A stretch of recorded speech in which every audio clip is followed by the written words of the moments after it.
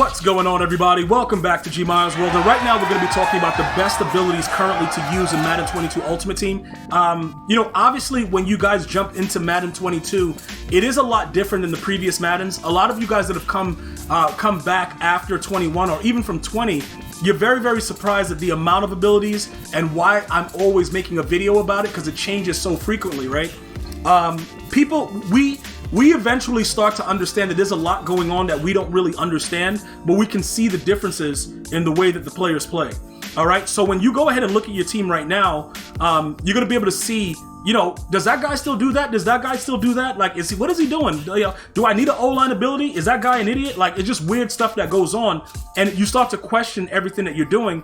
And one of those things that is very, is very certain in Madden, at least over the last 6 years, is that they're going to adjust the game and not really let us know exactly what's going on.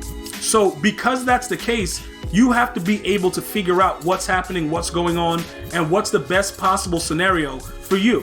All right, so let's take a look at what's going on. Just notice that my O-line, I'm missing one of the higher overall O-linemen because I've done many adjustments to my team, and I'm exactly at 50 of 50 Raiders. So Brandon Parker's only there right now because I don't have any other choice. I would like to put my other guy there. I still have him powered up right here, Nate Solder, but I can't right now. Simply because I don't have enough Raiders to be able to put all over the place. So it's very, very difficult for me at this moment to actually do that. So because of that, that's the only reason that he's not a 96, 95 plus. But we'll adjust that very, very soon. When you look over at the tight end position, keep in mind, we do not have Hot Route Master. So all of you guys are pretty much accustomed to this. The tight end position is not the same without Tight End Apprentice. All right, it's just not the same. Dude, trust me when I tell you it's something that you're gonna definitely need in order to be successful in the game. So I would probably look to that as another way to help expand what you're doing offensively. Because when you start making corner routes and post routes and all kind of weird stuff, it really throws off the defense, regardless of skill level. Doesn't matter, Madden Pro, a newbie, whatever. Being able to have that deep cross to just randomly, it definitely hurts. Now look, I want to go ahead and point this out because you guys brought this up during the last live stream. Devin Hester is a route runner, and the slot apprentice has been upped with the exception of the slot players.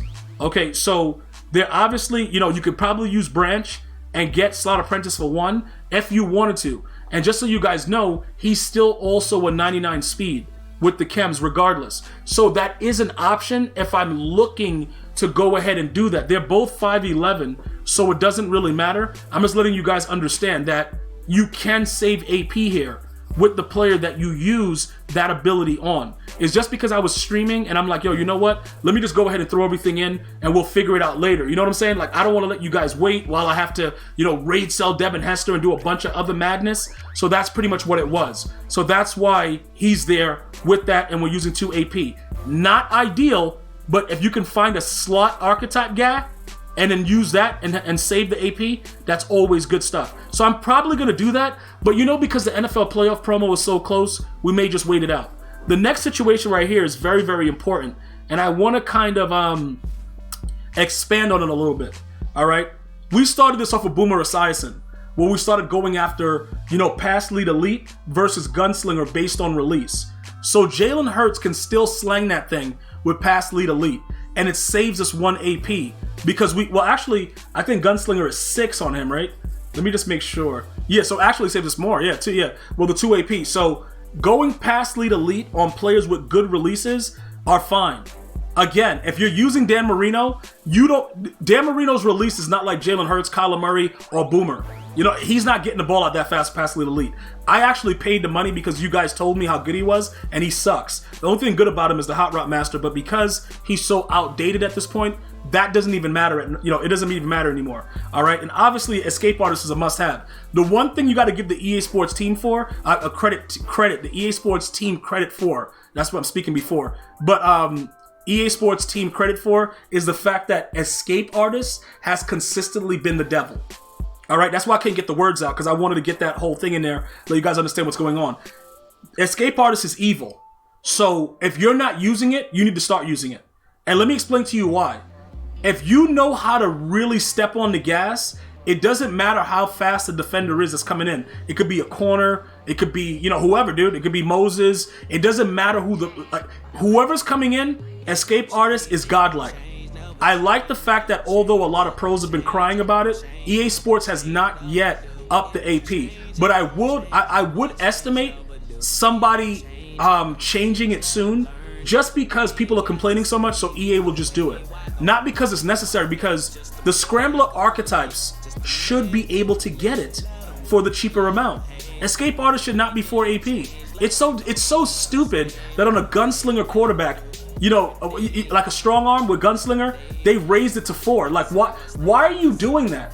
Because well, not one, it's a bunch of them in the community just cry tears, dude, like straight blood and tears about the ability points. So the way that EA approaches it is like, all right, that guy's crying, let me just adjust it willy-nilly without even worrying about anything. That's the way they work. It's very, very ridiculous, but that's the way it is. So I would highly recommend Escape Artist. I think it's something that's very, very useful, and you will torment the flesh of your opponent. And then with the other receivers, all we have going on is Deep Out. All right, now Deep Out works just like Deep In, and you don't need Deep In if you put Deep Out, because it'll still light up when you're using Deep Out. Did that make sense? So look, if you want to throw an inside pass over whatever amount of yards it is, like what is it?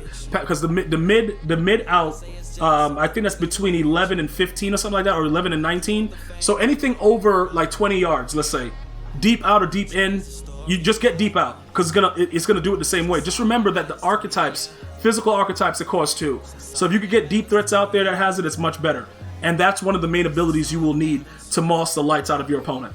That is a major situation there. All right, now hopping over to the defensive side of the ball, Isaiah Simmons and Taylor Mayington, mid-zone. All right, your back safeties, the dudes that play in the safety in the back, always mid-zone. Over here, you can kind of play around with it. Edge threat and reach, reach elite. I'm just putting random stuff here. I might even change this and give him something else. To be honest, it doesn't really matter. You know, just put edge threat on him and add something else and just see what happens. I'm just being totally honest with you. Like, the edge threat will light up randomly and do weird stuff, but it is what it is. Pick artist, always recommended on your user. And if you're using a linebacker, always lurker. If it's a secondary player, you don't need lurker. All right? Just make sure you remember that. It's not necessary if you have a secondary player. Cornerback, free safety, you do not need lurker. They will animate. The players that play in the flat, like right now I play Sean Taylor at one of my corners, and I have Calvin Johnsington, the free safety. He's also playing corner. You're going to want to give them flat zone. Just so that if your opponent is a real weirdo and he tries to run around and, you know, he throws it in the flat, the ball may be knocked out, although it's not guaranteed. And then Danielle Hunter, unpredictable.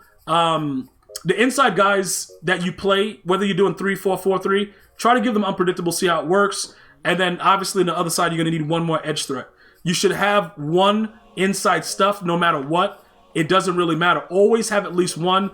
It's better to have it on a run stopper so it costs you one than any other type of player at D tackle. And then finally, special teams, you're going to want to go with focus kicker over everything, because having the slow, having the slow meter is always clutch. And it works out, a lot more often for you in a very, very close game where, you might get froze or something like that. It's still slow, and you just time it right, and you're good to go. At this time right now, the X Factor abilities, Unstoppable Force, Fearmonger, Universal Coverage, do they matter? No. I'm just showing it to you. Over on the offensive side, Double Me, does that matter? Yes. If you know what you're doing with Double Me, you'll moss your opponent's life out.